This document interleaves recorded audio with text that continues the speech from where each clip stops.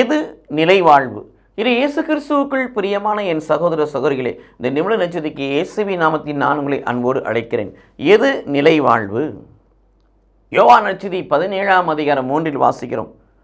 உண்மையாகிய ஒரே கடவுளாகிய உம்மையும் நீர் அனுப்பிய ஆண்டவராகிய இயேசு கிறிஸ்துவை அறிவதே நிலை வாழ்வு. எது நிலை வாழ்வு? எது நிறை வாழ்வு? எது நிலையான வாழ்வு? உண்மையாகிய கடவுளாகிய உம்மை அறிவதும் நீர் அனுப்பிய மகனாகிய ஆண்டவராகிய இயேசு கிறிஸ்துவை அறிவதுமே நிலை வாழ்வு என்று சொல்கிறார்.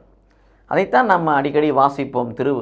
யோவான் 3:15-16 மனுமகனில் விசுவாசம் கொள்ளும் நம்பிக்கை கொள்ளும் எவரும் முடிவில்லா வாழ்வை பெறுபொருட்டு தன் ஒரே பேரான மகனை இந்த உலகிற்கு அளிக்கும் அளவுக்கு கடவுள் உலகின் மீது அன்பு கூர்ந்தார்.